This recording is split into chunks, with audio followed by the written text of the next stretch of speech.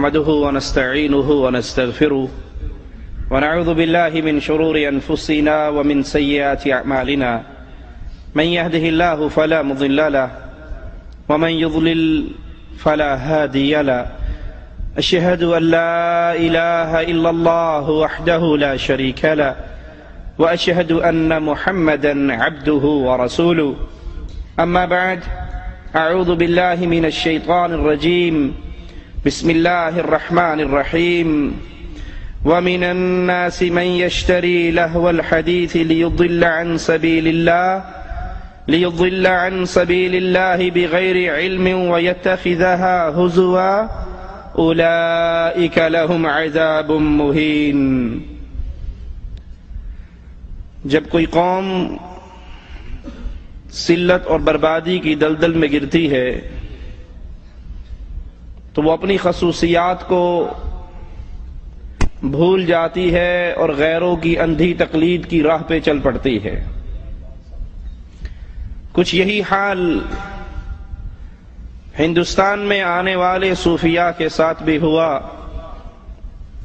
انہوں نے دیکھا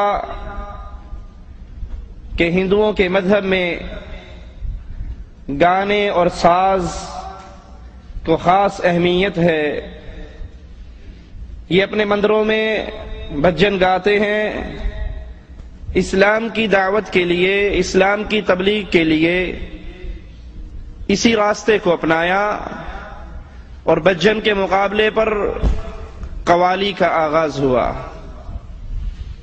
بھول گئے اس اہم ترین اصول کو کہ من تشبہ بقوم فہو منہم، جو جس قوم کی مشابہت کرتا ہے اس کا شمار اسی قوم میں سے ہوتا ہے۔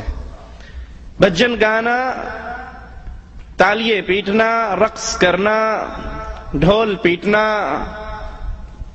چمٹے سارنگیوں کے ساتھ رام رام کی صدائیں لگانا، یہ ہندوؤں کا مذہب تو ہو سکتا ہے، محمد الرسول اللہ صلی اللہ علیہ وسلم جو دین لے کر آئے اس میں اس چیز کی اجازت نہیں۔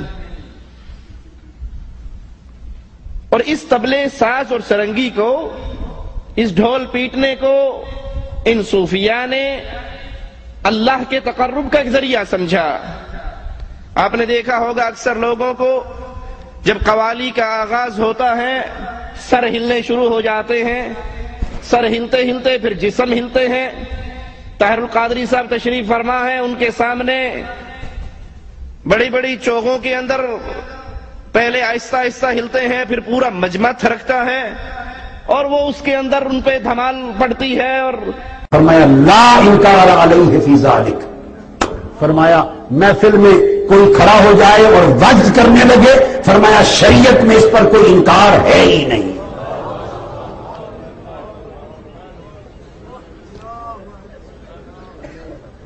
لا انکار۔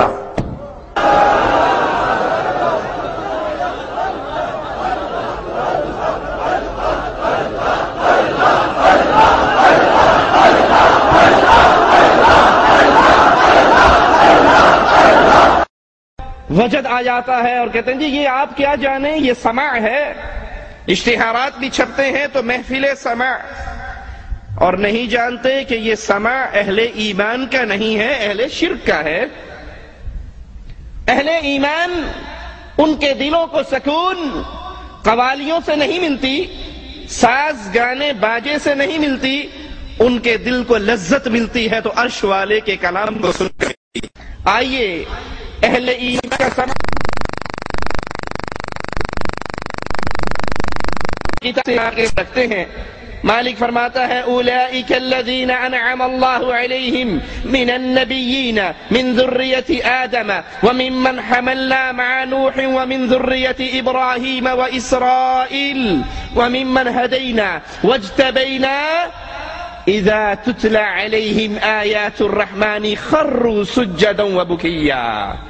وہ لوگ جن پر اللہ نے احسان کیا، انبیاء میں سے، اولاد آدم میں سے، اور جن کو ہم نے سوار کیا نوح علیہ السلام کے ساتھ اور اسرائیل کی اولاد میں سے، اور ان میں سے جنہیں ہم نے ہدایت دی، منتخب کیا، جب ان پر اللہ کی آیات، رحمان کی آیات تلاوت کی جاتی ہیں تو سجدے میں گرتے ہیں، روتے ہیں۔ پیر سیفی انگلی کے اشارے کرتا ہے، کرنٹ مارتا ہے، اور لوگ لوٹ پوٹ ہو کے سجدوں میں گرتے ہیں۔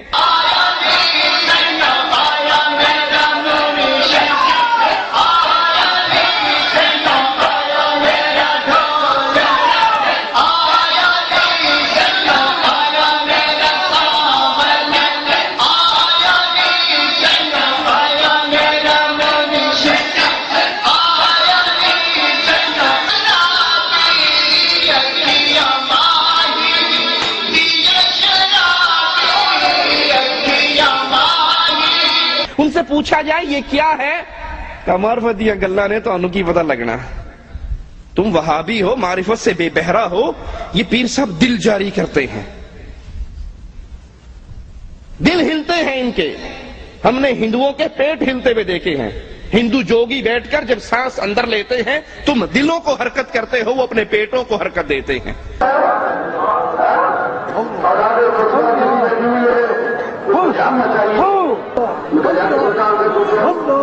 سرکار نے اگر مجھے کہا یہ معاہدہ میں نے کیا ہے، یہ معاہدہ میں نے کیا ہے، اس کے خاتمے کا علاج میں کر سکتا ہوں یا میری آن کر سکتی ہے، تو میرا دوست ہے۔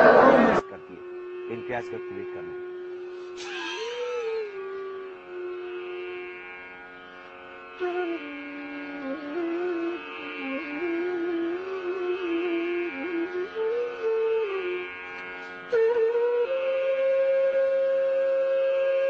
کو باہر چھوڑ۔ یہ جوگیوں کا کام ہے، یہ ہندوؤں کا کام ہے۔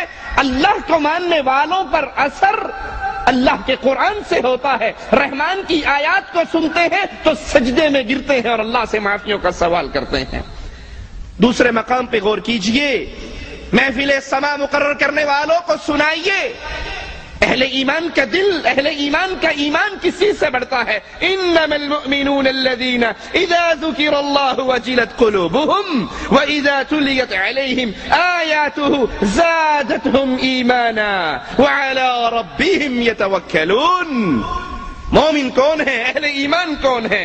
اذا ذکر اللہ وجلت قلوبہم، جب ان کے سامنے اللہ کا ذکر ہوتا ہے، قرآن کی آیات پڑھی جاتی ہے، اللہ کا ذکر سن کے ان کے دل ہیں، اور جب ان پر آیات پڑھی جاتی ہیں زادتہم ایمانا، قرآن کو سن کر ایمان بڑھتا ہے، رحمان کی آیات کو سن کر ایمان بڑھتا ہے۔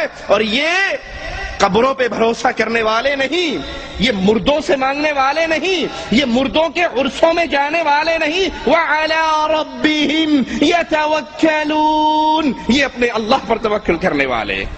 إِنَّ الَّذِينَ أُوتُوا الْعِلْمَ مِنْ قَبْلِهِ، یاد کر لیجئے جن لوگوں کو اس سے پہلے علم ملا، اذا یتلی علیہم، جب ان پہ اللہ کی آیات پڑھی جاتی، جب ان پہ قرآن کی تلاوت ہوتی، یخرون للاذقان سجدا، وہ اپنے چہروں کے بل گر جاتے، ویقولون، اور آوازیں لگاتے، سبحان ربنا ان کان وعد ربنا لمفعولا، ہمارا رب پاک ہے۔ اہل ایمان اللہ کی آیات کو سن کے سجدے میں گرتے ہیں۔ اسی لیے رسول کریم صلی اللہ علیہ وسلم نے فرمایا، جب آدم کا بیٹا قرآن کی آیات سنتا ہے، قرآن کی آیات پڑھتا ہے، سجدہ تلاوت سے گزرتا ہے اور اس آیت پہ سجدہ کرتا ہے، شیطان روتا ہے، افسوس مجھے سجدہ کرنے کا حکم ہوا اور میں نے نہیں کیا، میرے لیے ہمیشہ کی آگ اور جہنم ہے۔ آدم کا بیٹا سجدہ کرتا ہے تو اس کے لیے اللہ جنت مقرر کر دیتا ہے۔ وَيَخِرُّونَ لِلْأَذْقَانِ يَبْكُونَ وَيَزِيدُهُمْ خُشُوعًا، اہل ایمان قرآن سن کے، قوالیاں سن کر نہیں، دھمال ڈال کر نہیں، ڈانس دیکھ کر نہیں، ناچتے ہوئے نہیں، ڈھول کی آواز سن کر تبلے پہ رقص کرتے ہوئے نہیں، بلکہ قرآن کی آواز سنتے ہوئے، وَيَخِرُّونَ لِلْأَذْقَانِ يَبْكُونَ وَيَزِيدُهُمْ خُشُوعًا، یہ اہل ایمان منہ کے بل گر پڑتے ہیں، روتے ہیں، ان کے دل میں اللہ کا خشوع اور ڈر اور زیادہ ہوتا ہے۔ وَإِذَا سَمِعُوا مَا أُنزِلَ إِلَى الرَّسُولِ تَرَى أَعْيُنَهُمْ تَفِيضُ مِنَ الدَّمْعِ۔ اہل ایمان یہ جب اللہ کی آیات کو سنتے ہیں، اللہ کے رسول پر وحی ہوتی ہے، اہل ایمان اس وحی کو سنتے ہیں تو ان کی آنکھوں سے آنسو جاری ہوتے ہیں، قرآن سن کر دل نرم ہوتے ہیں، قرآن سن کر اللہ کی طرف انسان بڑھتا ہے، قرآن سن کر قرآن کا سماع کرنے سے انسان اللہ کی طرف بڑھتا ہے، اس کے ایمان میں اضافہ ہوتا ہے، اس کے دل میں اللہ کا ڈر پیدا ہوتا ہے۔ اور اسی چیز کو سننے کا اللہ نے حکم دیا ہے، قوالی سننے کا حکم نہیں دیا، ڈانس دیکھنے کا حکم نہیں دیا، ڈھول اور طبلے بجانے کا حکم نہیں دیا۔ حکم کیا دیا ہے؟ آئیے قرآن کی آیت سنیے، وَإِذَا قُرِئَ الْقُرْآنُ فَاسْتَمِعُوا لَهُ وَأَنصِتُوا لَعَلَّكُمْ تُرْحَمُونَ۔ جب قرآن پڑھا جائے تو خاموشی سے سنو، اس کی طرف خاموش رہو، دھیان لگاؤ، یہ کام تم کر لو اللہ تم پر رحم کر دے گا۔ قرآن کو سننا مشروع ہے، ثواب کا باعث ہے، اور قرآن سننے والوں سے مالک محبت کرتا ہے، ان کی تعریف کرتا ہے۔ وَإِذَا تُتْلَى عَلَيْهِ آيَاتُنَا، اور جو قرآن نہیں سنتا اس کا حال کیسے بیان کرتا ہے؟ وَإِذَا تُتْلَى عَلَيْهِ آيَاتُنَا وَلَّا مُسْتَكْبِرًا كَأَن لَّمْ يَسْمَعْهَا كَأَنَّ فِي أُذُنَيْهِ وَقْرًا۔ جب اس پر قرآن کی تلاوت کی جائے، انہیں قرآن سنائے، کہ سانو قرآن نہ سناؤ، ہمیں جو سکون قوالی سے ملتا ہے قرآن سے نہیں ملتا، کیوں نہ سنائیں؟ کہ قرآن سمجھنے کے لیے 18 علوم چاہیے، اور قوالی سمجھنے کے لیے صرف شرک اور کفر کی لعنت چاہیے جو ہمارے دل میں موجود ہے۔ ہم قوالی سن کے، آپ دیکھ لیجئے لاہور کے بسوں کو صبح صبح جا کے چیک کر لیجئے، 1000 کے اندر کوئی ایک بس نہیں ہوگی جس میں صبح قرآن کی تلاوت ہو، اور آپ کو سینکڑوں بسیں مل جائیں گی جہاں نصرت فتح علی خان کا کفر چل رہا ہوگا۔ قرآن سنائیے تو منہ موڑ کے بھاگ جائیں گے، جیسے ان کے کانوں میں ڈانٹ لگی ہے، ان کے کان، ان کا پردہ سماعت بند ہو چکا ہے، یہ کچھ نہیں سنتے۔ اور ان لوگوں کا حال کیا ہوگا؟ فَبَشِّرْهُ بِعَذَابٍ أَلِيمٍ، ان کے لیے دردناک عذاب کی خوشخبری ہے۔ قرآن کو ترک کرنے والے، اس کے سماع سے منہ موڑنے والے، ان کے بارے میں قرآن کی آیات پہ غور کیجئے۔ وَقَالَ الرَّسُولُ يَا رَبِّ إِنَّ قَوْمِ اتَّخَذُوا هَذَا الْقُرْآنَ مَهْجُورًا۔ رسول قیامت کے دن ان کے اوپر مقدمہ کریں گے، اے اللہ، یہ اسلام کی طرف نسبت تو کرتے تھے، نام تو لیتے تھے، لیکن انہوں نے قرآن کو بالکل چھوڑ دیا تھا، یہ قرآن کی تلاوت نہیں کرتے تھے، قرآن سے لذت نہیں لیتے تھے، قرآن سے ان کو محبت نہیں تھی۔ قیامت کے دن ان کے اوپر مقدمہ کرنے والے محمد رسول اللہ ہوں گے، اور یہی وہ سماع ہے جس کی فرمائش محمد کریم صلی اللہ علیہ وسلم اپنے اصحاب سے کیا کرتے تھے۔ بخاری و مسلم میں ہے، اللہ کے حبیب علیہ السلام نے ابن مسعود رضی اللہ عنہ وارضاہ سے کہا، مجھے قرآن سناؤ۔ ابن مسعود کہنے لگے، یا رسول اللہ صلی اللہ علیہ وسلم، قرآن تو آپ پر نازل ہوا ہے، میں آپ کو سناؤں؟ آقا علیہ السلام نے فرمایا، مجھے دوسروں کی زبان سے سننا اچھا لگتا ہے۔ اے قوالی سننے والوں، آقا علیہ السلام کا اگر کلمہ پڑھا ہے تو سنو۔ نبی کہہ رہے ہیں مجھے دوسروں سے قرآن سننا اچھا لگتا ہے، ابن مسعود مجھے قرآن سناؤ۔ ابن مسعود کہتے ہیں پھر میں نے رسول کریم صلی اللہ علیہ وسلم کے سامنے قرآن حکیم کی تلاوت شروع کی، اور جب میں اس آیت پر پہنچا، فَكَيْفَ إِذَا جِئْنَا مِن كُلِّ أُمَّةٍ بِشَهِيدٍ وَجِئْنَا بِكَ عَلَى هَؤُلَاءِ شَهِيدًا، اس وقت آپ کا کیا حال ہوگا جب ہم ہر امت میں سے ایک ایک گواہ حاضر کریں گے اور آپ کو ان لوگوں پر گواہی دینے کے لیے حاضر کیا جائے گا۔ تو رسول کریم صلی اللہ علیہ وسلم نے فرمایا، بس کرو ابن مسعود، بس کرو۔ میں نے اپنی نگاہوں کو اٹھایا تو محمد کریم صلی اللہ علیہ وسلم کی آنکھوں سے پانی، آنسو موتیوں کی طرح گر رہا تھا۔ قرآن سن کر نبی کو رونا آتا ہے، قرآن سن کر نبی کے صحابہ روتے ہیں، قرآن سن کر اہل ایمان روتے ہیں، ان کے دل پہ قرآن سننے سے اثر ہوتا ہے، قرآن سننے سے ایمان ان کا بڑھتا ہے۔ یہ اہل ایمان کا سماع ہے۔ اور آئیے اب اہل شرک سے پوچھتے ہیں، ان کی عبادت کا طریقہ کیا ہے، ان کا سماع کیا ہے، وہ محفل سماع میں کیا کرتے ہیں؟ تالیاں بجانا، سیٹیاں مارنا، ڈھول پیٹنا، یہ اہل شرک کا سماع ہے، اہل ایمان کا نہیں۔ قرآن ہمیں خبر دیتا ہے، وَمَا كَانَ صَلَاتُهُمْ عِندَ الْبَيْتِ إِلَّا مُكَاءً وَتَصْدِيَةً، بیت اللہ کے پاس ان کی نماز صرف سیٹی اور تالیاں بجانا، سیٹیاں مارنا اور تالیاں بجانا، لیکن کبھی نہ بھولنا کفار مکہ اس عمل سے اللہ کے تقرب کی امید رکھا کرتے تھے، یہ مذاق کے طور پہ نہیں، بطور عبادت۔ اسی لیے صبح ہوتے ہی بسوں کے اندر قوالی بطور عبادت چلائی جاتی ہے، بطور تبرک چلائی جاتی ہے۔ اس کفر کے جملوں کو لوگوں کے سامنے اس لیے پیش کیا جاتا ہے کہ قوالی سننا ان کے ہاں ایمان ہے، ثواب ہے، اللہ کی قربت کا ایک ذریعہ ہے۔ آج قوالی کے دلدادہ بھی تالیاں بجاتے ہیں، ڈھول پیٹتے ہیں، چمٹے بجاتے ہیں اور اس کو قرب الہی کا ذریعہ سمجھتے ہیں۔ آئیے قرآن سے پوچھتے ہیں وَمِنَ النَّاسِ مَن يَشْتَرِي لَهْوَ الْحَدِيثِ لِيُضِلَّ عَن سَبِيلِ اللَّهِ بِغَيْرِ عِلْمٍ، لوگوں میں سے وہ لوگ جو لہو الحدیث کو خریدتے ہیں تاکہ لوگوں کو اللہ کے راستے سے گمراہ کیا جائے، بغیر علم، بغیر علم کے، ان کو کوئی علم نہیں۔ قوالی سننے والا، قوالی گانے والا، قوال اور سامعین، یہ سارے مل کر کوئی ایک حدیث بھی نہیں پیش کر سکتے کہ محمد کریم صلی اللہ علیہ وسلم کے اصحاب کرام نے یہ عمل کیا ہو۔ ڈھول سارنگی بجانے والے، قرآن کریم کی یہ آیت ان پر کیسے فٹ ہوتی ہے۔ وَذَرِ الَّذِينَ اتَّخَذُوا دِينَهُمْ لَعِبًا وَلَهْوًا وَغَرَّتْهُمُ الْحَيَاةُ الدُّنْيَا، اور ایسے لوگوں سے بالکل کنارہ کش ہو جائیے، ان کی قوالیاں نہ سنیے، ان کے کفریہ جملوں کو نہ سنیے، ان کی ساز اور موسیقی کو نہ سنیے، بلکہ ان سے کنارہ کشی اختیار کر لو جنہوں نے اپنے دین کو کھیل اور تماشا بنا لیا۔ اللہ کی قسم دے کر پوچھتا ہوں، اس منظر کو آپ اہل شرک کے سامنے، اہل کفر کے سامنے پیش کیجئے، کافروں کے سامنے پیش کیجئے کہ ایک مسلمان بڑی سفید پگڑی باندھ کے بیٹھا ہوا ہے اور انگلی کا اشارہ کر رہا ہے اور پوری مسجد کو کرنٹ لگ رہا ہے، وہ ناچ رہے ہیں، گر رہے ہیں، لوٹ پوٹ ہو رہے ہیں، تو کیا خیال ہے؟ کفار اس کو دیکھ کر اسلام سمجھیں گے؟ کہیں گے یہ کیا کھیل تماشا ہے، اور وہ بھی اللہ کے گھر کے اندر۔ یہ کھیل تماشا نہیں ہے اور کیا ہے؟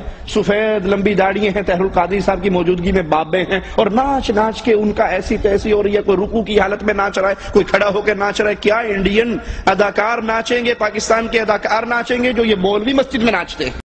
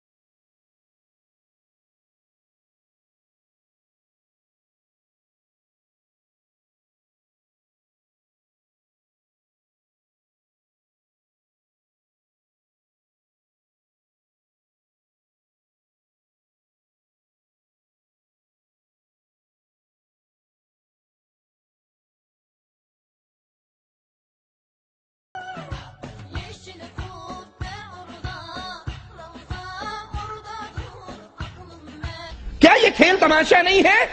کیا قوالی کے نام پر یہ کھیل تماشا مسلمانوں میں داخل نہیں کیا گیا؟ اور قرآن کہہ رہا ہے ان لوگوں سے کنارہ کشی اختیار کر لیجئے جنہوں نے اپنے دین کو کھیل تماشا بنا لیا۔ کھیل کے نام پر کھیلو، اسلام کے نام پر تو کھیل کو اسلام میں داخل نہ کرو۔ یہ کھیل تماشا ہے، یہ جادوگری ہے، یہ تماشا ہے جو اسلام کے نام پر تم نے جاری کیا۔ اور دنیاوی زندگی نے ان کو دھوکے میں ڈال رکھا ہے، کیونکہ آنے والے آتے ہیں، کوئی نذرانہ دے رہا ہے، کوئی سوٹ دے رہا ہے، کوئی بکرے کی نیاز دے رہا ہے، کوئی مٹھی بھر رہا ہے، کوئی ڈائریکٹ اکاؤنٹ میں ڈال رہا ہے۔ یہ دنیا کی لالچ، یہ دنیا کی پیروں فقیروں کی کمائی آمدنی نے ان کو اندھا کر رکھا ہے۔ انہی کے لیے دردناک عذاب ہے۔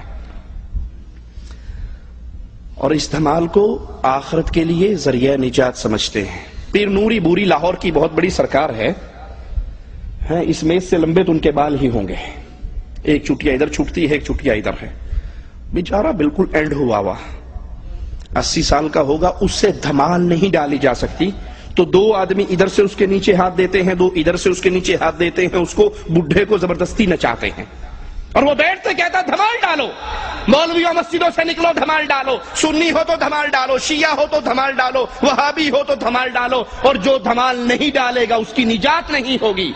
کہتا میں قسم کھا کر کہتا ہوں جو دھمال نہیں ڈالے گا اللہ کی قسم قیامت کے دن نہیں بخشا جائے گا۔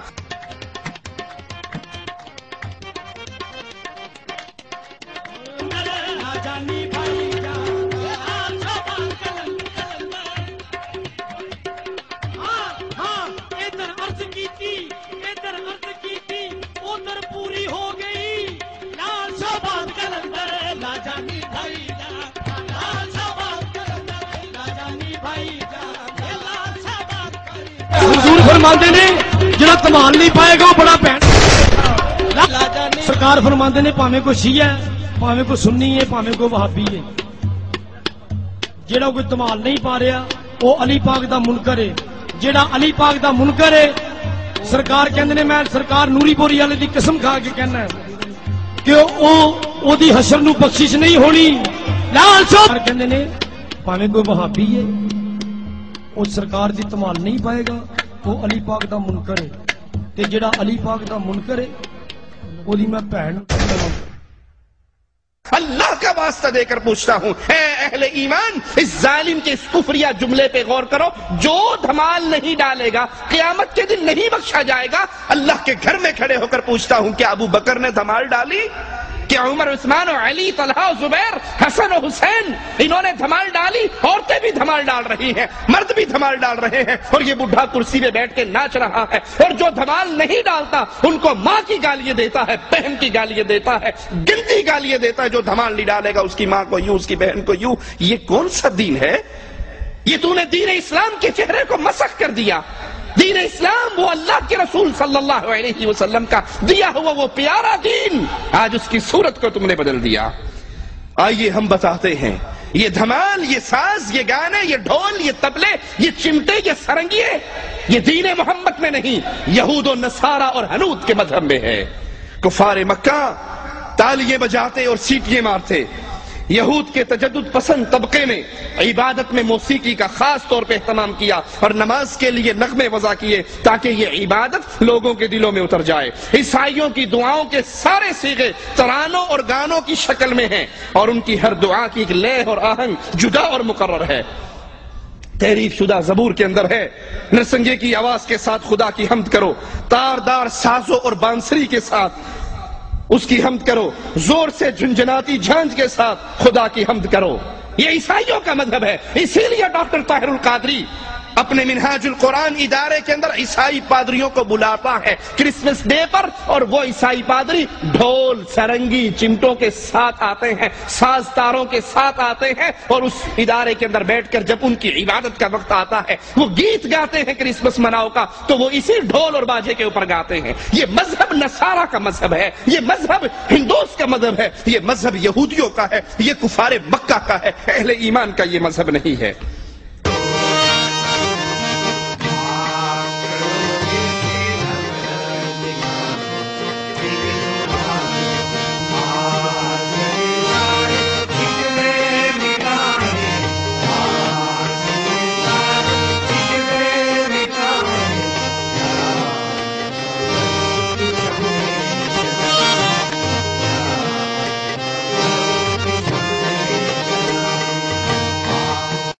اندھی تقلید کر رہے ہیں۔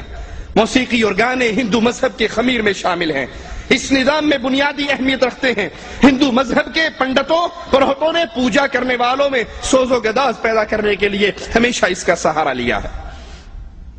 دور رسالت، دور صحابہ، تابعین کا دور، یہ گانا، راگ اور موسیقی کو غیر اسلامی سمجھتا تھا، یہ غیر اسلامی عمل تھا۔ دور صحابہ کے اندر، تابعین کے اندر، رسول کریم صلی اللہ علیہ وسلم کے دور میں، اسی لیے اللہ کے نبی صلی اللہ علیہ وسلم نے جب ایک بانسری کی آواز سنی اور ایک روایت میں ڈھول کی آواز سنی تو اپنے کانوں میں انگلی دے لی۔ عبداللہ ابن عمر نے یہ سنا تو انہوں نے بھی اپنے کانوں میں انگلی دی اور کہا میں نے رسول اللہ صلی اللہ علیہ وسلم کو ایسے ہی کرتے دیکھا۔ شیطان کی آواز کی تفسیر میں ہے کہ یہ شیطان کی آواز گانا ہے۔ رسول کریم صلی اللہ علیہ وسلم فرماتے ہیں مجھے دو احمق اور فاجر آوازوں سے منع کر دیا گیا ہے۔ پہلی آواز مزامیر کی، آلات موسیقی کی آواز سے مجھے منع کیا گیا، اور منہ پیٹنے، گریبان پھاڑنے، جہلیت کی صدا لگانے کی آواز سے منع کیا۔ بحقی میں ہے رسول کریم صلی اللہ علیہ وسلم نے فرمایا دو آوازیں دنیا اور آخرت میں ملعون آوازیں ہیں، پہلی آواز مزمار کی آواز، آلات موسیقی کی آواز، اور دوسری مصیبت کے وقت چیخنے اور چلانے کی آواز۔ مسند احمد میں ہے اللہ کے نبی صلی اللہ علیہ وسلم فرماتے ہیں اللہ نے مجھے ساری عالم کے لیے رحمت بنا کر بھیجا اور مجھے حکم فرمایا کہ مزامیر، آلات موسیقی کو میں آگ لگا دوں۔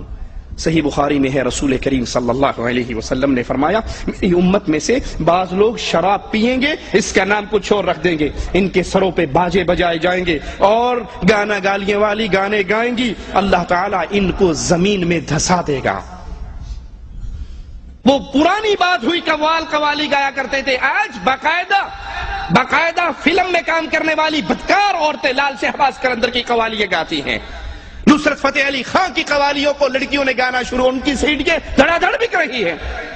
یہی اللہ کے نبی صلی اللہ علیہ وسلم نے فرمایا تھا ان کے سروں پر باجے بجیں گے، گانے گانیے والی گانے گائیں گی، ان کا انجام کیا ہوگا؟ اللہ ان کو زمین میں دھسا دے گا یا ان کو بندر اور سور بنا دے گا۔ قوالی میں ساز، گانے اور باجے کے بارے میں شرعی دلائل آپ نے سن لیے، مگر ماجرا ابتدا میں کیا تھا؟ قوالی کے ذریعے، خوش الحانی کے ذریعے اسلام کی دعوت کو لوگوں کے سامنے پیش کرنے کے لیے یہ راستہ کھلا تھا۔ تو اس کی حرمت اس لیے کہ اس میں گانا، ساز، ڈھول، یہ ساری چیزیں داخل ہو گئی۔ اگر یہ معاملہ یہیں تک رک جاتا تو شاید معاملہ چھوٹا رہتا۔ اب اس قوالی کے ذریعے اگلا قدم کیا ہوا؟ ساز، گانے، باجے تو ایک چھوٹی سی بات رہ گئی، اب اس قوالی کے ذریعے باقاعدہ کفر کی دعوت دی جاتی ہے، اسلام کی بنیادوں کو گرایا جاتا ہے، اللہ کی صفات چھین کر مردوں میں بانٹا جاتی ہے۔ آئیے قوال کی قوالی ہم آپ کو سناتے ہیں۔ وہ کہتا ہے پھر قم باذنی کا پھر ماحول بنا سکتے ہو، میری بگڑی کو بنانے میں قباحت کیا ہے؟ آئینہ خانے میں تبدیلی بھی لا سکتے ہیں، قم باذنی کا پھر ماحول بنا سکتے ہیں، میری بگڑی کو بنانے میں قباحت کیا ہے؟ آپ کو چاہے تو مردوں کو جلا سکتے ہیں، پیروں کے پیر ہیں۔ پیر جیلانی عبد القادر، آپ قم باذنی، مردے سے کہتے تھے قم باذنی، میرے حکم سے زندہ ہو جا، لا حول ولا قوت الا باللہ۔ عیسیٰ علیہ السلام کو اللہ نے معجزہ دیا تھا اور وہ کیا کہا کرتے تھے؟ قم باذن اللہ، اللہ کے حکم سے کھڑا ہو۔ وہ کہتے ہیں یہ تو عیسیٰ کا معجزہ تھا نا، ہمارے پیر صاحب تو بہت تکڑے ہیں، ان سے بھی۔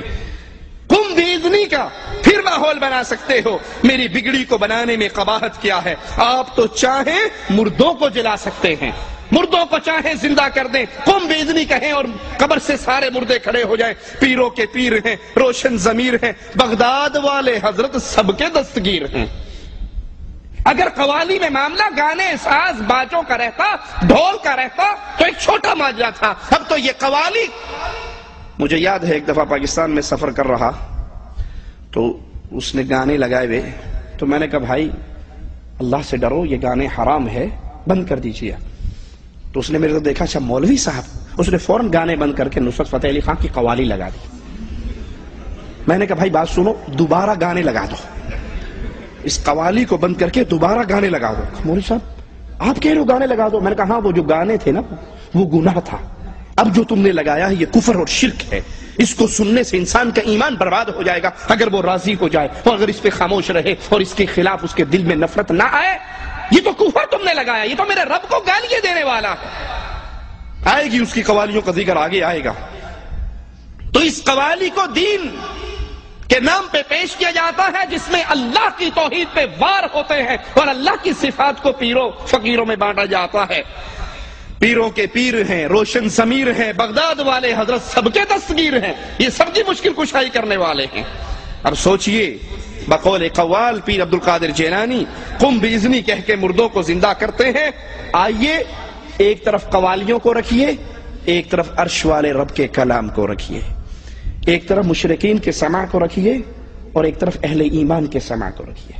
مشرکین کی دن رات اسی قوالی کے اندر غرق رہتی ہیں اور اہل ایمان کے دن رات اللہ کے قرآن کو سننے میں۔ قرآن جواب میں ہمیں بتاتا ہے، مالک عز و جل فرماتا ہے سورۃ یاسین آیت نمبر 12 اِنَّا نَحْنُ نُحْيِي الْمَوْتَى۔ قوال کہتا ہے پیرانے پیر قم باذنی کہہ کر پھر آپ ماحول وہی بنا سکتے ہو مردوں کو زندہ کرنے کا، لیکن قرآن ہمیں خبر دیتا ہے نحن نحیی الموتى، اے لوگوں یاد کر لو اللہ فرما رہا ہے مردوں کو ہم زندہ کرنے والے ہیں۔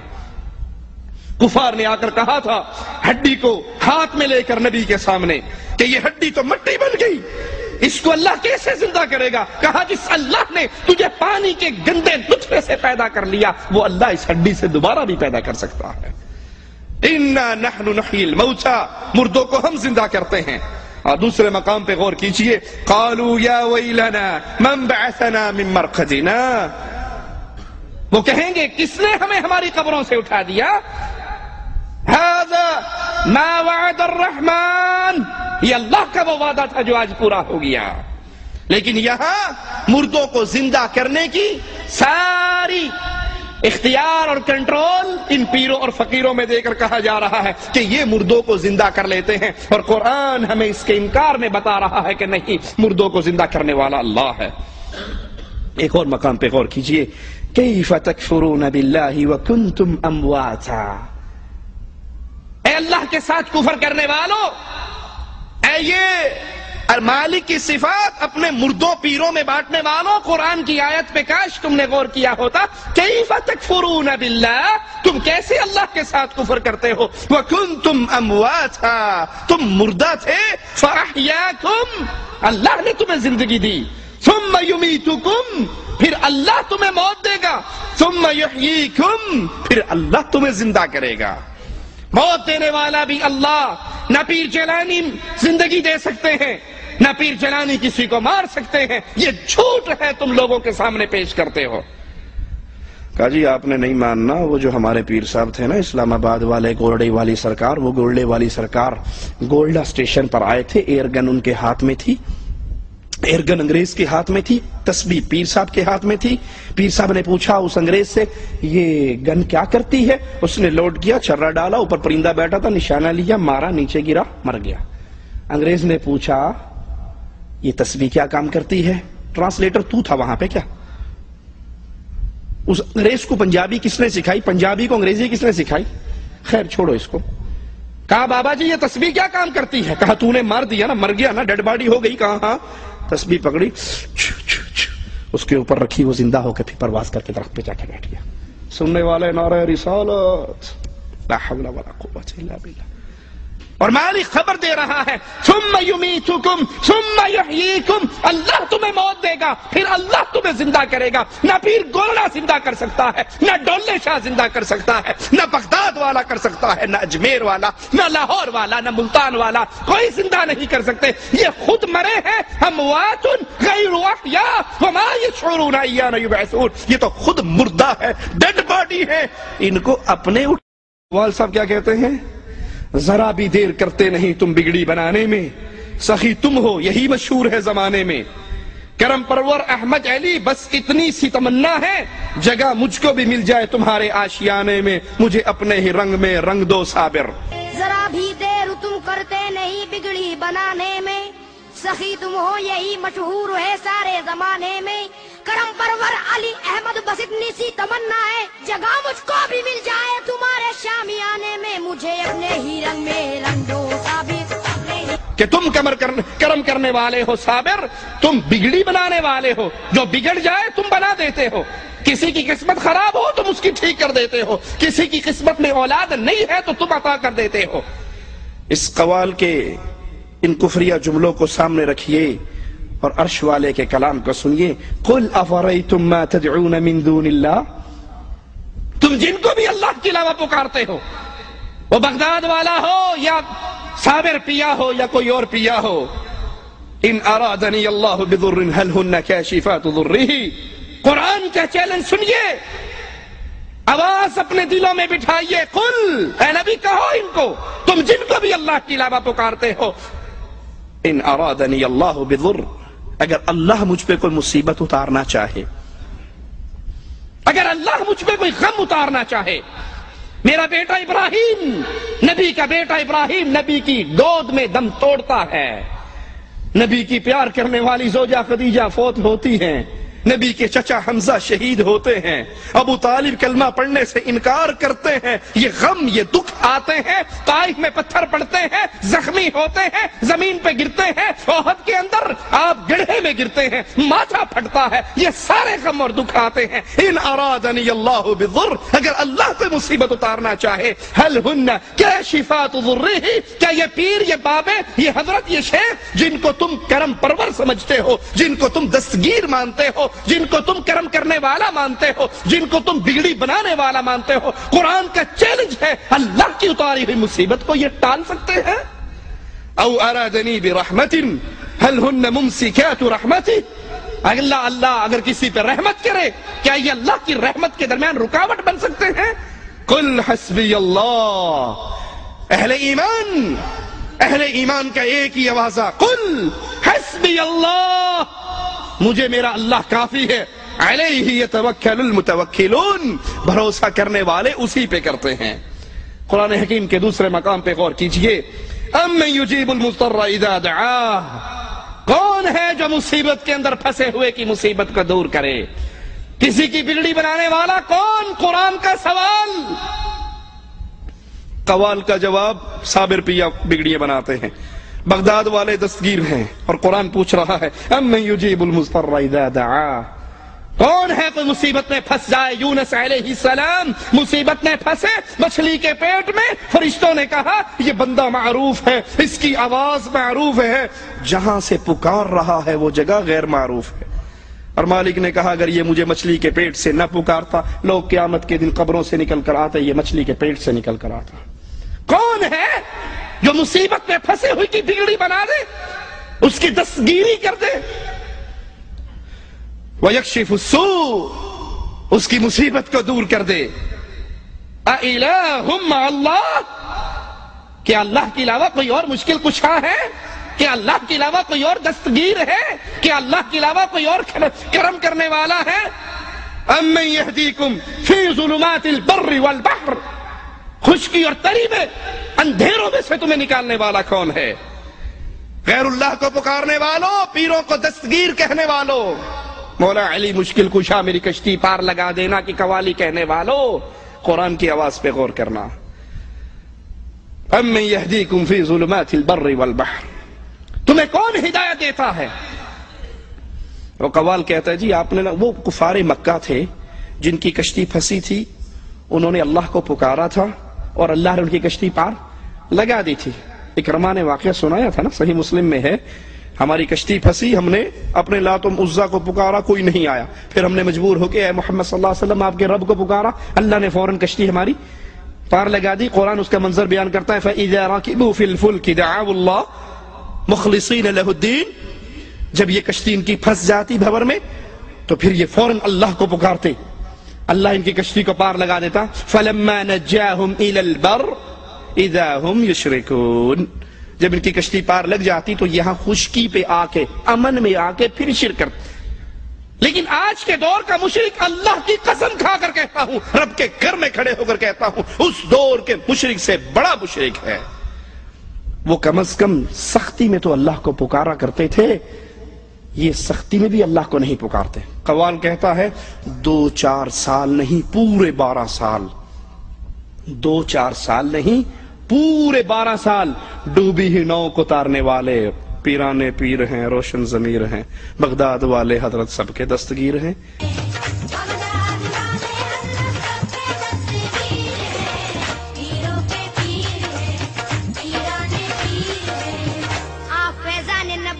لٹانے والے سب کے دکھ درد میں ہر وقت کام آنے والے، 1-2 سال نہیں پورے 12 سال کے بعد ناؤ ڈوبی ہوئی بڑھیا کی ترانے والے پیروں کے پیر۔ یہ 12 سال تک ڈوبی رہی، 12 سال کے بعد پیر صاحب نے اس کو پار لگا دیا۔ جو 12 سال پانی میں زندہ رہی، کچھوے کی اولاد تھی یا مچھلی کی اولاد تھی؟ آدم کا بیٹا تو 12 منٹ نہیں زندہ رہ سکتا، پانی سانس لے گا، پیٹ میں پانی جائے گا، مر کے اوپر آ جائے گا۔ یہ کس کی اولاد تھی جو 12 سال تک زندہ رہی؟ لا حول ولا قوت الا باللہ۔ مالک ان سے پھر پوچھتا ہے، کون ہے تمہیں اندھیروں کے اندر، خشکی کے اندر، تری کے اندر راستہ دکھانے والا؟ اِلٰہ مع اللہ، کیا اللہ کے علاوہ کوئی اور ہے؟ قوال پھر کہتا ہے، خوشیاں میری قسمت میں رقم کون کرے گا؟ ہمیں خوشیاں کون دیتا ہے؟ غم کون دیتا ہے؟ غم اور خوشی اللہ کی طرف سے آتی ہے۔ اور یہاں قوال، قوالی کے نام پر جو دین کے نام پر لوگوں میں سنائی جاتی ہے، مکمل اللہ کا انکار کرتے ہوئے کہتا ہے، خوشیاں میری قسمت میں رقم کون کرے گا؟ سب دور میرے رنج و علم کون کرے گا؟ آس لگی آپ سے بغداد کے والی، اب آپ کے علاوہ کرم کون کرے گا؟ خوشیاں میری قسمت میں رقم کون کرے گا؟ سب دور میرے رنج و علم کون کرے گا؟ ہے آس لگی آپ سے بغداد کے والی، اب آپ کے علاوہ کرم کون کرے گا؟ پیروں کے پیر ہیں، پیرانے پیر ہیں۔ لا حول ولا قوت الا باللہ، انا للہ و انا الیہ راجعون۔ مالک کا کوئی ذکر نہیں ہے۔ یہ اہل شرک ہیں جن کے سارے بھروسے اپنے الہوں پر ہوتے ہیں، معبودوں پر ہوتے ہیں، اور اہل ایمان کے سارے بھروسے عرش والے اللہ پر ہوتے ہیں۔ ابراہیم علیہ السلام آگ میں گر رہے ہیں، جبرائیل پہنچ رہے ہیں، اور جبرائیل کہتے ہیں، اے اللہ کے خلیل، کوئی حاجت ہے؟ حکم کیجئے، میں موجود ہوں، کوئی حاجت ہے؟ کوئی تنگی، کوئی پریشانی، کوئی سوال، کوئی مدد؟ کہنے لگے، ہاں حاجت تو ہے، لیکن جبرائیل تجھ سے نہیں ہے، تیرے رب سے ہے، جس کے لیے میں اس آگ میں گر رہا ہوں، میرے حال کو وہ تجھ سے بہتر سمجھتا ہے۔ حسبی اللہ، مجھے میرا اللہ کافی ہے، وہی میری کفایت کرنے والا ہے۔ اور یہ کہتا ہے، آس لگی ہے آپ سے بغداد کے والی، اب آپ کے علاوہ کرم کون کرے گا؟ کرم کرنے والے صرف آپ ہیں۔ اور مالک کا قرآن اس ظالم اور اس طرح کے اور ظالموں سے سوال کر رہا ہے، الیس اللہ بکاف عبدہ، کیا اللہ اپنے بندے کے لیے کافی نہیں ہے؟ تجھے تیری ماں کے پیٹ میں کس نے کرم کیا تھا؟ ماں کے پیٹ میں رزق کس نے دیا تھا؟ جب تو 9 مہینے کا پورا ہو گیا تجھے باہر کون لایا تھا؟ ماں کی چھاتیوں پہ دودھ کس نے چلایا تھا؟ رونے کا ڈھنگ کس نے سکھایا تھا؟ روتے ہوئے تیری ماں کی دل میں تیرے لیے محبت کا سمندر کس نے پیدا کیا تھا؟ تو گندگی پیشاب پخانا کرتا تھا، ماں محبت سے اس کو صاف کرتی تھی، یہ محبت کا سمندر ماں کے دل میں کس نے اتارا تھا؟ تجھے رات کو خشک بستر پہ سلاتی، خود گیلے بستر پہ سوتی، یہ کس نے کرم تجھ پہ کیا؟ اس اللہ کو بھول گیا؟ یا ایھا الانسان ما غرک بربک الکریم، اس کریم رب کو بھول گیا جب تو ماں کے پیٹ سے، بربک الکریم، اس کریم رب کو بھول گیا جب تو ماں کے پیٹ سے باہر نکلا تھا، تیرے تن پہ کپڑا نہ تھا، عزت دینے والا، رزق دینے والا وہ اللہ، آنکھیں دینے والا اللہ، عقل دینے والا اللہ۔ اللہ تجھے اندھا کر دیتا، اللہ تجھے بہرا بنا دیتا، اللہ تجھے لنگڑا بنا دیتا، اللہ تجھے تیرے ہاتھ اور پاؤں کو توڑ دیتا، کون تجھے دے سکتا؟ آئیے قرآن سے پوچھتے ہیں، خوشی دینے والا کون ہے؟ مدد کرنے والا کون ہے؟ بچانے والا کون ہے؟ قل ارائیتم ان اہلکنی اللہ ومن معی او رحمنا، اے نبی ان سے کہیے، اگر اللہ عز و جل مجھے ہلاک کرے، ومن معی، اور جو میرے ساتھ ہیں، ہم سب کو اگر وہ موت دے دے، ہلاک کر دے، مار دے، فمن یجیر الکافرین من عذاب علیم، اے کافروں تمہیں اللہ کے دردناک عذاب سے کون بچائے گا؟ وہ اللہ ہے جو چاہے جس پہ چاہے مصیبت اتار دے، جس کو چاہے خوشیوں سے نواز دے، وہ اللہ عز و جل ہے۔ قل هو الرحمن، کہہ دیجئے وہ اللہ ہے، خوشیاں دینے والا بھی اللہ، غم بھی آتے ہیں تو مالک کی طرف سے، شفائیں بھی آتی ہیں تو اللہ کی طرف سے، رزق بھی آتا ہے تو اللہ کی طرف سے۔ آمنا بہ، ہم اس اللہ پر ایمان لے کر آئے، وعلیہ توکلنا، اسی اللہ پر ہم نے بھروسہ کیا، ہمارے مردوں پر بھروسے نہیں ہے، ہمارے اجمیر اور حجمیر پر بھروسے نہیں ہے، ہمارے بھروسے رحمان پر ہیں، رحیم پر ہیں، عظیم پر ہیں، عزیز پر ہیں، وہ ہمارا اللہ ہے، ہمارے سارے بھروسے اس اللہ پر ہیں۔ فستعلمون من هو فی ضلال مبین، قیامت کا دن آنے والا ہے، ان قریب وہ دن آنے والا ہے، وہ گھڑی آنے والی ہے جب دودھ کا دودھ اور پانی کا پانی ہو جائے گا، تمہیں نظر آ جائے گا کہ گمراہ کون تھا۔ آج تو اہل ایمان کو تم تانے دیتے ہو، اگر کوئی توحید کی بات کرے یہ وہابی ہے، گستاخ ہے، قیامت کے دن یہ فیصلہ ہونے والا ہے، ہدایت پر کون تھا اور گمراہی پر کون تھا۔ قل ارأیتم ان اصبح ماؤکم غورا، کیا تم نہیں دیکھتے اگر تمہارے پانی کو اللہ گہرا لے جائے، اس زمین کے پانی کو خشک کر دے، فَمَن يَأْتِيكُم بِمَاءٍ مَّعِينٍ، کون ہے تمہارے لیے چشموں کا پانی جاری کرنے والا؟ اللہ اس پانی کو سکھا دے، کون ہے تمہارے اس پانی کو باہر لانے والا؟ قرآن حکیم کے ایک اور مقام پہ غور کیجئے اور اس قوال کے کفریہ جملوں کو اپنے سامنے رکھیے۔ مالک فرماتا ہے قُلْ أَرَأَيْتُمْ إِن جعل اللہ علیکم اللیل سرمدا، پوچھئے اے نبی، کل کہہ دیجئے ان کو، ارأیتم ان جعل اللہ علیکم اللیل سرمدا، اگر یہ رات جو تھوڑی دیر کے لیے آتی ہے تم اس میں سکون لیتے ہو، نیند پوری کرتے ہو، اپنا جسم کو توانائی دیتے ہو، اگر اللہ چاہے اس رات کو لمبا کر دے الی یوم القیامت، قیامت تک یہ رات لمبی ہو جائے، سورج نہ نکلے، من الہ غیر اللہ یأتیکم بضیاء افلا تسمعون، اگر یہ رات اللہ لمبی کر دے، کون ہے تمہارا وہ الہ جو سورج کی روشنی کو لے کر آئے؟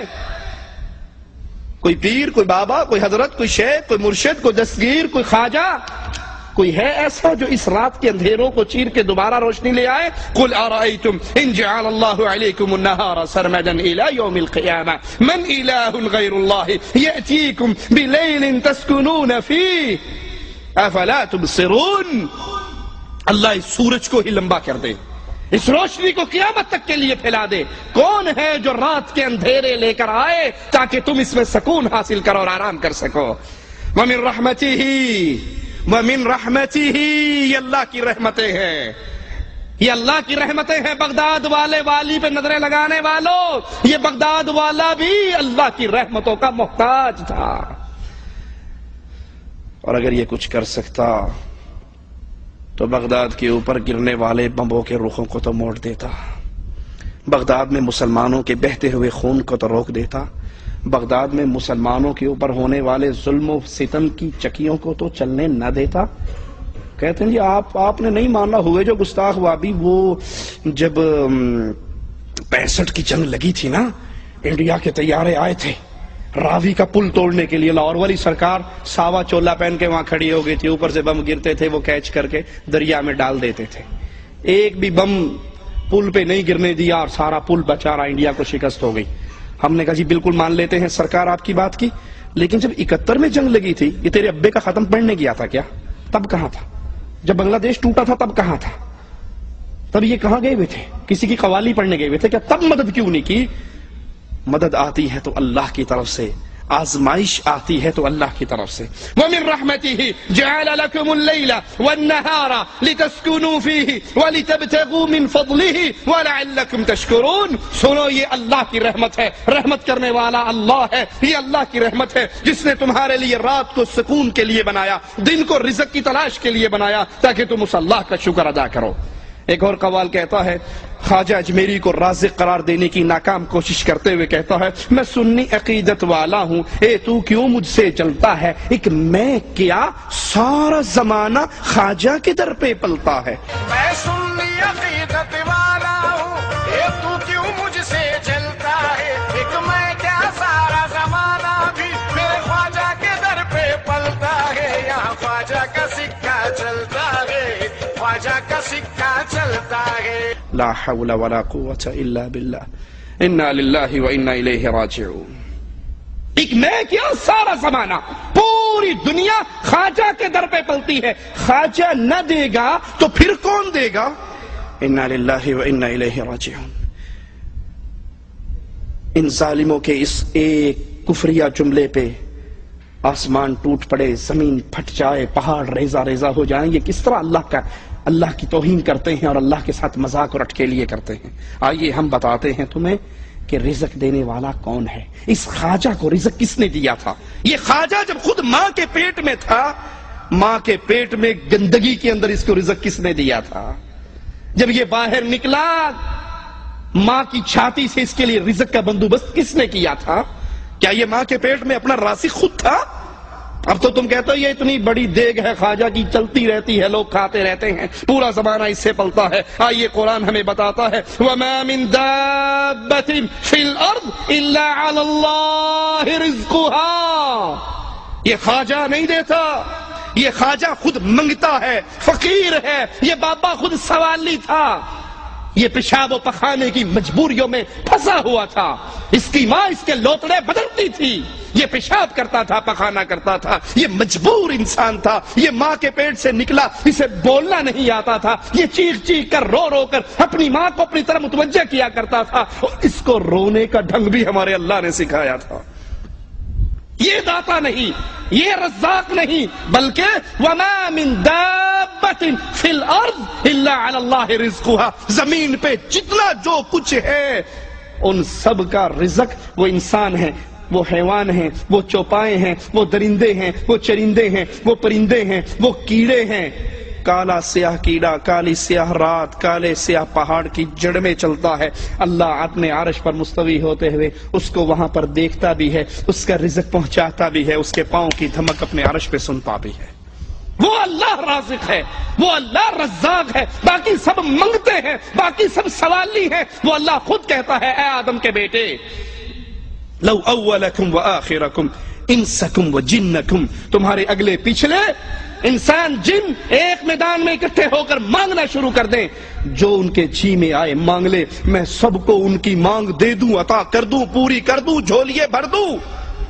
میرے خزانے میں اتنی کمی نہیں آتی جتنی کمی ایک سوئی کو سمندر میں ڈال کے نکال لو. سوئی کے سمندر میں ڈالنے سے تو شاید ایک قطرہ کم ہو، لیکن رب کے خزانوں میں اتنی کمی بھی نہیں آتی. دوسرے مقام پہ غور کیجئے قرآن حکیم کے وَمَن يَرْزُقُكُم مِّنَ السَّمَاءِ وَالْأَرْضِ. زمین و آسمان سے تمہیں رزق کون دیتا ہے؟ آئے ہیں تیرے در پہ خواجہ تو لے کر جائیں گے، آئے ہیں تیرے در پہ خالی جھولی لے کر آئے ہیں، بھر دے جھولی میری یا محمد. یہ ان غیر اللہ سے مانگنے والوں قرآن کے سوال پہ غور کرو. مَن يَرْزُقُكُم مِّنَ السَّمَاءِ وَالْأَرْضِ. آسمان سے کون تمہارا رزق اتارتا ہے؟ تمہارا رزق آسمان میں ہے جس کو اللہ اتارتا ہے. وَالْأَرْضِ. کیا اللہ کے علاوہ کوئی اور الہ ہے؟ کیا اللہ کے علاوہ کوئی دستگیر ہے؟ کیا اللہ کے علاوہ کوئی داتا ہے؟ کیا اللہ کے علاوہ کوئی رزاق ہے؟ قُلْ هَاتُوا بُرْهَانَكُمْ إِن كُنتُمْ صَادِقِينَ. اور اگر تم کہو نہیں ہمارا خواجہ رزق دینے والا ہے، لاہور والوں کا حجویری داتا ہے، ملتان والوں نے شاہ شمس تبریز سے ہی جھولیاں بھر لی ہیں، ہر کسی نے اپنے اپنے خزانوں کا مالک بنا رکھا ہے. تو قرآن کا سوال سنیے قُلْ هَاتُوا بُرْهَانَكُمْ إِن كُنتُمْ صَادِقِينَ. سچے ہو تو دلیل دو. اور دلیل پہ کیا ہے؟ جب ہندوستان میں اجمیر والا بابا نہیں آیا تھا لوگوں کو رزق مل رہا تھا یا نہیں؟ سبحان اللہ سبحان اللہ. جب یہ پیدا ہی نہیں ہوا تھا لوگوں کو رزق، اس کے پیدا ہونے سے پہلے اس کے دادے کو کون کھلاتا رہا؟ تم کہتے ہو ایک میں کیا، سارا زمانہ ہی خواجہ کے در سے پلتا ہے. نہ اس کی اینٹ لگی تھی، نہ پتھر لگا تھا، نہ یہ پیدا ہوا تھا، نہ اس کے ابا کی اس کی اماں سے شادی ہوئی تھی. ابھی اس کا دادا بھی کما رہا تھا، روٹی کھا کر سوتا تھا. اس کو کس نے کھلایا؟ بابا حجویری کے دادا کو کون کھلاتا رہا؟ ان کے پیدا ہونے سے پہلے، انسانوں کے پیدا ہونے سے پہلے جو مالک کی مخلوقات تھی ان کا رزق کون دیتا تھا؟ کوئی ہے اللہ کے علاوہ؟ قُلْ هَاتُوا بُرْهَانَكُمْ. لاؤ دلیل. کہ یہ فلاں اور فلاں ہے، ان کو رزق اللہ نہیں دیتا، ہمارا داتا دیتا ہے، ہمارا خواجہ دیتا ہے، ہمارا بابا دیتا ہے۔ لا حول ولا قوت الا باللہ۔ ان قوالوں کا دین ایمان، ان اربابوں کے دین ایمان پہ ذرا غور کیجئے۔ قوال کہتا ہے ہند میں لاکھ ہو جائیں مذہب کے بٹوارے، ہند میں لاکھ ہو جائیں مذہب کے بٹوارے، پھر بھی تیرا نعرہ لگائیں ملا پنڈت سارے۔ لاکھ ہو جائے ہندی میں دھرم و مذہب کے بٹوارے، مذہب کے بٹوارے، مذہب کے بٹوارے، پھر بھی تیرا نعرہ لگائے ملا پنڈت سارے۔ یہاں خواجہ کا سکہ چلتا ہے، خواجہ کا سکہ چلتا ہے۔ ہند میں مذہب کے لاکھ بٹوارے ہو جائیں، یہ ملا ہے، یہ مسلمان ہے، یہ سکھ ہے، یہ ہندو ہے، یہ پنڈت ہے، لاکھ بٹوارے ہو جائیں، سارے مل کے خواجہ تیرے در پہ آ کے سب نعرہ لگاتے ہیں، تجھے ملا بھی مانتا ہے، تجھے پنڈت بھی مانتا ہے، تجھے سکھ بھی مانتا ہے۔ بتاؤ وہ مسلمان ہو سکتا ہے جس پہ سارے راضی ہوں؟ خود سوچئے، کیا کسی مسلمان پہ کافر راضی ہو سکتا ہے؟ نہیں ہو سکتا۔ اور وہ مسلمان کیسا ہے فیصلہ خود ہی کرنا، جس پہ ہندو کہتے ہیں ہمارا تھا، سکھ کہتے ہیں نہیں ہمارا تھا، مسلمان کہتے ہیں نہیں یار موصلہ تھا، ختم نہیں کروائی ہوئی تھی، ہمارا تھا۔ مسلمان کے در پہ مسلمان سے کبھی کافر راضی نہیں ہو سکتا، وہ کافر تو ان کا دشمن ہے۔ اگر اس نے ہندوؤں کو مسلمان کیا بفرض تمہارے، کہ جی آپ نے کیا ماننا، وہ خواجہ اجمیری ہی تھے جنہوں نے آ کر سب کو کلمہ پڑھایا تھا اور سب کو مسلمان کیا تھا۔ وہ بڑی مشہور کہاوت ہے نا، خواجہ کے مسجد بن رہی تھی، بادشاہ نے اس کا تیل بند کر دیا، چراغوں میں پانی ڈالا، دن میں مزدور کام کرتے تھے، رات کو آگے مسجد بناتے تھے، وہ پانی سے چراغ چلنے لگ گئے تو لوگوں نے کہا بادشاہ سلامت، اس موصلے کی تو مسجد پھر بھی بن رہی ہے۔ کہا اچھا، وہ فوجیں لے کر پہنچ گیا، فوجیں لے کر پہنچا، کہا اس کو ابھی گرفتار کرتے ہیں۔ خواجہ صاحب باہر نکلے تو سامنے والی فوج کی طرف گھور کے دیکھا، ابھی دیکھنا ہی تھا، ساری فوج کہہ رہی تھی لا الہ الا۔ دائیں طرف دیکھا، ادھر کی فوج نے کلمہ پڑھ لیا، ادھر دیکھا، ادھر کی فوج نے کلمہ پڑھ لیا، پیچھے مڑ کر دیکھا، اس نے کلمہ پڑھ لیا۔ بادشاہ سلامت کہتے ہیں ہاں جی کیوں آپ لوگوں کو مسلمان کرتے ہیں؟ کہا لوگوں کو تو میں کرتا ہوں، یہ فوج جو تم مجھے مارنے کے لیے لایا ان کو کلمہ میں نے پڑھایا؟ کہا نہیں، کہا دیکھ تیری ساری فوج کلمہ پڑھ رہی ہے۔ بادشاہ بڑا حیران، ایک نظر کرم جب بادشاہ پر ڈالی تو بادشاہ بھی وہیں ہاتھی پہ بیٹھا بیٹھا لا الہ الا اللہ۔ سینکڑوں مسلمان کے، ہزاروں مسلمان ہندوستان میں مسلمان ہی خواجہ نے کیے۔ اگر اس نے ہندوؤں کو مسلمان کیا ہوتا تو کبھی ہندو اس سے راضی ہوتے؟ کہتے اس نے تو ہمارے خاندانوں کو موصلہ بنا دیا، اس کا دشمن بنتے۔ یہ کیسا ہے جس میں ہندو بھی راضی ہے، پنڈت بھی راضی ہے، سکھ بھی راضی ہے اور مسلمان بھی راضی ہے؟ اللہ کی قسم یہ شرک کا منظر ہے، یہ شرک کا مندر ہے جو ہندو اپنے مندروں میں کرتے ہیں، وہی تم درباروں میں کرتے ہیں۔ ہندو سمجھتا ہے سیاسی جنگ ہے، اندر سے ہم دونوں بھائی ہیں، ہم کھڑے کو پوج رہے ہیں، یہ لمبے پڑے کو پوج رہا ہے۔ اتنا سا فرق ہے ان قبر پرستوں میں اور مورتی پرستوں میں۔ وہ کھڑے کا طواف کرتا ہے، یہ پڑے کا کرتا ہے، وہ اس کو سامنے بجن گاتا ہے، یہ اس کے سامنے قوالی گاتا ہے۔ قوال کہتا ہے پڑھی نمازیں رکھے روزے جنت پالی ملا، میں خواجہ کے عشق میں کھویا مل گیا مجھ کو اللہ۔ پڑھی نمازیں رکھے روزے جنت پالی ملا، میں خواجہ کے عشق میں کھویا مل گیا مجھ کو اللہ۔ لا حول ولا قوت الا باللہ، انا للہ و انا الیہ راجعون۔ یعنی ملا کی ساری دوڑ صرف جنت کے لیے، اللہ راضی ہوگا تو جنت دے گا، اللہ ملے گا تو جنت ملے گی۔ یہ صوفیاء کی اور قوالوں کی جنت سے لڑائی ہے، جنت سے نفرت ہے۔ اور اللہ کے نبی صلی اللہ علیہ وسلم جب نماز کا وقت، دوران نماز آپ ایک قدم آگے بڑھتے ہیں اور ایک قدم پھر پیچھے ہٹے۔ اللہ کے نبی اب آگے کیوں بڑھے؟ کہا مجھے اللہ نے جنت دکھائی تھی جس کی طلب میں آگے بڑھا تھا، پھر مجھے جہنم دکھائی، میں نے اپنا سایہ اس میں دیکھا اور میں 2 قدم پیچھے ہٹا۔ یہ تو نبی ہے جو جنت کے لیے آگے بڑھ رہے، یہ تو نبی ہے جنہوں نے جنت کا تعارف کروایا، اور نبی کے سارے صحابہ اس جنت کے سوالی۔ ان صوفیاء کا کیا عقیدہ ہے؟ رابعہ بصری کہا کرتی تھی کہ جنت کے پانی سے جہنم بجھا دوں، جہنم کی آگ سے جنت جلا دوں، پھر بے لوث ہو کر اللہ کی عبادت کروں۔ پھر تو نے اللہ سے لینا کیا ہے؟ نہ رہی جنت نہ رہی جہنم۔ نمازوں اور روزوں کی توہین کرتے ہوئے کہتا ہے پڑھی نمازیں روزے رکھے روزے جنت پالی ملا، میں خواجہ کے عشق میں کھویا مجھ کو مل گیا اللہ۔ تو یہ خواجہ کے عشق میں کھونے کا طریقہ رسول اللہ صلی اللہ علیہ وسلم نے اپنے صحابہ کو کیوں نہیں سکھایا کہ چھوڑو نمازیں روزے؟ کیوں تم روزے رکھ رہے ہو, کیوں تم نمازیں پڑھ رہے ہو, نبی جہاد پہ جا رہے ہیں. اور کفار سے مقابلہ ہے. صحابہ کہتے ہیں اللہ کے نبی ہم جہاد پہ جا رہے ہیں, پتہ نہیں کس ٹائم ہمارا کفار سے ٹاکرا ہو جائے, اور ہم روزے سے ہیں تو کیوں نہ ہم افطار کر لیں, عصر کے بعد کا وقت ہے. نبی صلی اللہ علیہ وسلم دودھ کا پیالہ پی کے روزہ افطار کر لیتے ہیں. یہ سفر کے اندر بھی روزہ رکھ کے نبی جا رہے. اللہ کے عشق میں آ کر, خواجہ کے عشق میں آ کر تجھے اللہ ملا تو نبی نے اپنے صحابہ کو نماز روزے کی تلقین کیوں کی, کیوں کہا صلو کما رأیتمونی اصلی, نماز پڑھو جیسے میں نے تمہیں پڑھ کے سکھائی ہے. نبی نے کیوں پڑھی, صحابہ نے کیوں پڑھی, جبرائیل نے آ کر نبی کو کیوں سکھائی, اللہ نے اپنے قرآن میں نماز پڑھنے کا حکم کیوں دیا, اہل جہنم کا یہ ماجرا کیوں پیش کیا کہ جنتی پوچھیں گے ما سلککم فی سقر, جہنم میں کیوں آئے, تو جواب ملے گا لم نک من المصلین. یہ سارے بے نماز قوال اسی جہنم میں پڑے ہوں گے جو کہیں گے لم نک من المصلین, ہم لوگوں سے کہا کرتے تم نماز پڑھو, ہمیں صرف اسی عشق میں رہنے دو. صحیح بخاری میں ہے, اس نمازوں سے کیا ملتا ہے سنیے. صحیح بخاری میں ہے, اللہ کے نبی فرماتے ہیں بندہ فرائض کے ذریعے اللہ کے قریب ہوتا ہے, اور پھر نوافل ادا کر کے اللہ فرماتا ہے بندہ میرے اور قریب ہو جاتا ہے, یہاں تک کہ میں اس کا ہاتھ بن جاتا ہوں. کس طرح قریب ہوتا ہے اللہ کے, فرائض کے بعد نوافل کے ذریعے بندہ اللہ کے قریب ہوتا ہے.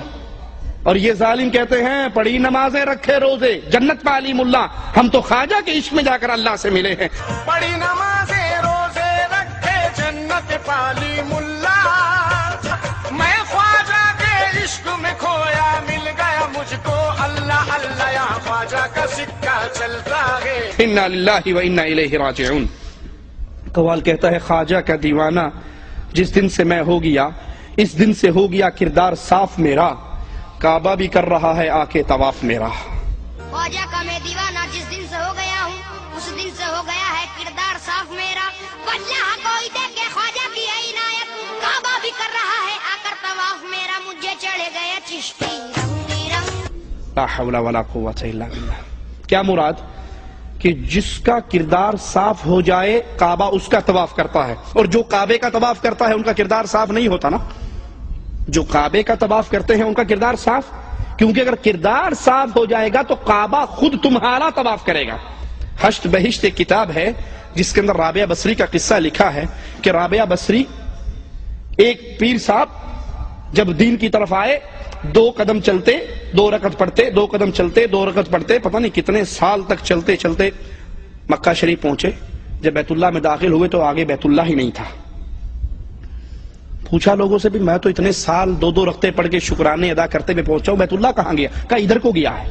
پیچھے پیچھے گئے, دیکھا تو پوچھا رابعہ بصری بڈھی یہ کیا کرتی ہے, کہا سن تو کعبے کی نیت سے آیا تھا, تجھے کعبہ نہیں ملا, میں اللہ کی نیت سے آئی تھی تو اللہ نے خود کعبے کو میرے پاس بھیج دیا.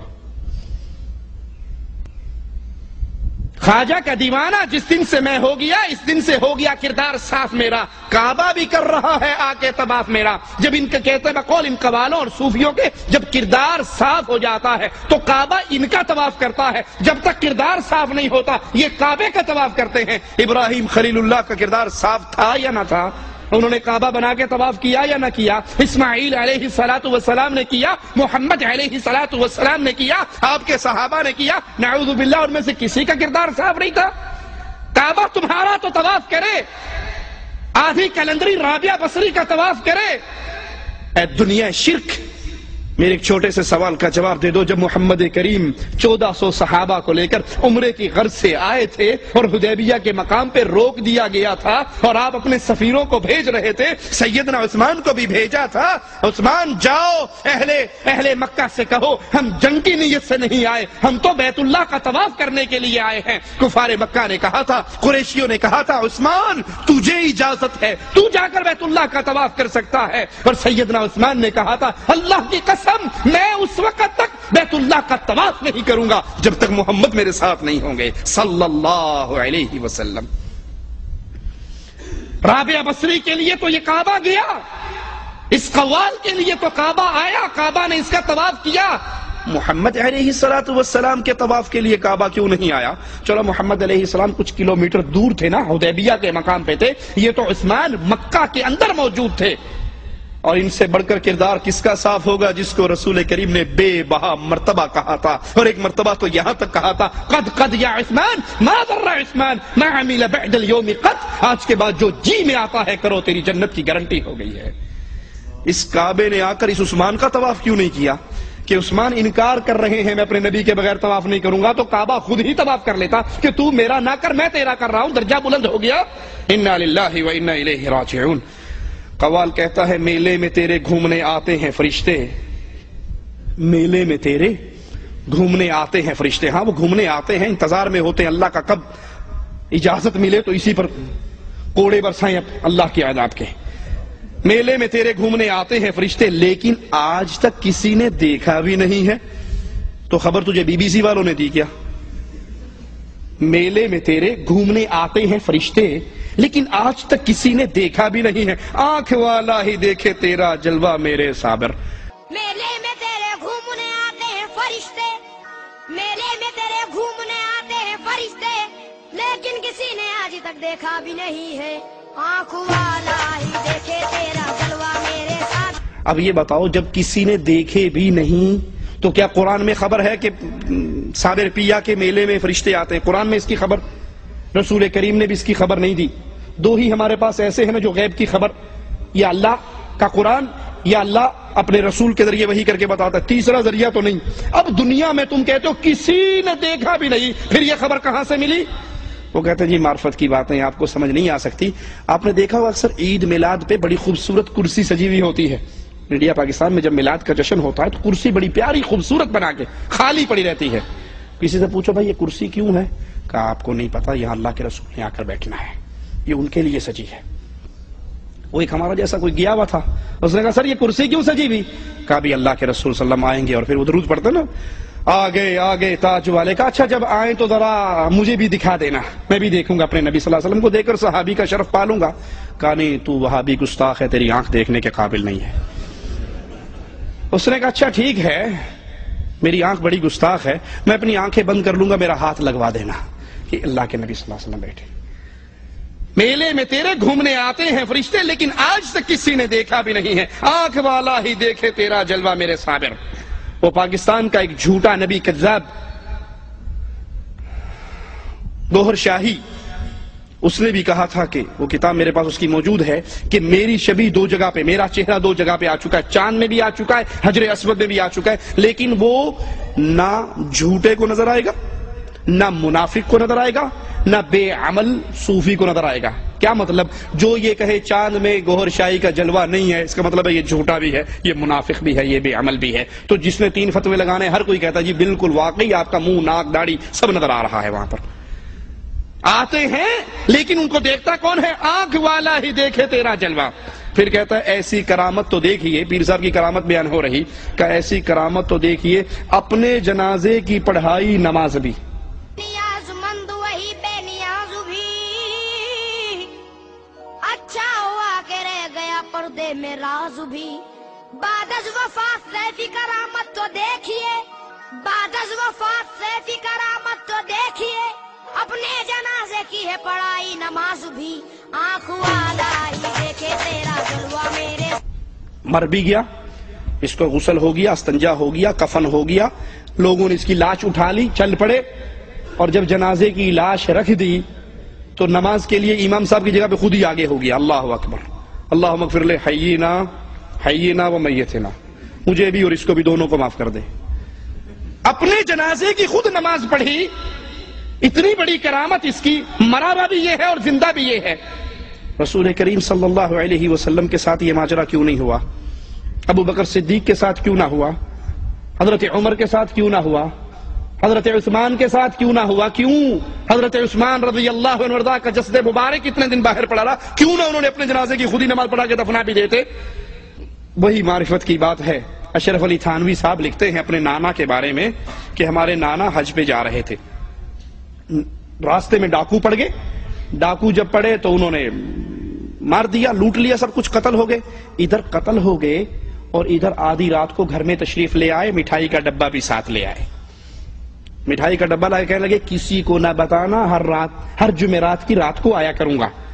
بیگم صاحبہ نے وعدہ کر لیا آئندہ کسی کو نہیں بتاؤں گی۔ صبح خیال آیا کہ جب بچے مٹھائی گلی میں کھائیں گے اور لوگوں کو پتا ہے کہ اس کا تو خامن مارا گیا، پھر ان کے دل میں غلط سوچ آئے گی کہ یہ مٹھائی کون دے کر گیا. اس لیے اس نے صبح اٹھتے ہی بتا دیا کہ رات تھانوی صاحب کے نانا ابو آئے تھے. تھانوی صاحب لکھتے ہیں اس کے بعد میرے نانا پھر کبھی نہیں آئے. اپنا جنازہ اس کی لاش پڑی ہے اور خود ہی اس پہ جنازہ پڑھ رہے ہیں. اس پہ آخری بات کہہ کے بات ختم کرتا ہوں. پاکستان کے اندر ایک مولوی صاحب اہل حدیث عالم نے تقریر کی کہ بھائی جو مر جاتا ہے وہ دوبارہ نہیں آتا، گیا اللہ کے پاس، معاملہ ختم. اس کے مقابلے پہ ان قوالوں کے مولویوں نے صبح تقریر کرتے ہوئے کہا کہ یہ وہابی نے جھوٹ بولا ہے. میرے ابا جی کو فوت ہوئے 3 سال ہو گئے ہیں، ہر جمعرات کو ہمارے گھر آتے ہیں. اس اہل حدیث عالم نے پھر کہہ دیا صبح اٹھ کے درس دیتے ہوئے کہ بھائی نہیں آتے، قرآن کہتا ہے جو چلے گے وہ ادھر دیکھو کون آتا ہے. اس نے اٹھا کر کیس کر دیا پولیس کے اندر کہ یہ بڑا گستاخ ہے، اس نے تہمت لگائی ہے، توہین کی ہے. اب وہ ڈی ایس پی جہاں پیشی ہوئی بریلوی مولوی کی بھی اور اس اہل حدیث کی بھی، وہ پٹھان تھا. اس نے اہل حدیث کو خوب رگڑا لگایا، جاتے اس پہ چڑھائی کر دی. تجھے شرم نہیں آتی مولوی صاحب؟ ہمارے سیاسی جھگڑے نہیں ختم ہوتے، ہم اپنی پریشانیوں میں پھنسے ہوئے ہیں، ہمارے حکومت کے پنگے ہیں، اور تمہیں کیا، اس کی اماں ہے، اس کا ابا ہے، اس کے گھر آتا ہے، تجھے کیا تکلیف ہے؟ تو اہل حدیث عالم نے خاموشی سے صرف اتنا کہا، کہنے لگے ڈی ایس پی صاحب اس کا ابا فوت ہو گیا. کہیں فوت ہو گیا؟ ماڑا پھر تمہارے گھر کون آتا ہے؟ وہ تو فوت ہو گیا. بھائی یہ جنازے کا، اس کا لاش اس کے جنازے کی پڑھی ہے. بعد از وفات ایسی کرامت تو دیکھیے، اپنے جنازے کی پڑھائی نماز بھی، یہ مردہ بھی یہی پڑھا ہے اور جنازہ بھی یہ پڑھ رہا ہے. اللہ نے تو اس کو ایک پیدا کیا تھا، یہ 2 کیسے ہو گئے؟ مرا ہوا بھی یہ ہے اور زندہ بھی یہ ہے. یہ قوالیوں کے سارے جملے اللہ کے کلام سے ٹکراتے ہیں، دین توحید سے ٹکراتے ہیں، دین اسلام سے ٹکراتے ہیں. ان کا سننا، یاد کر لینا، ان کا سننا، قوالی سننا گانے سننے سے بڑا گناہ ہے.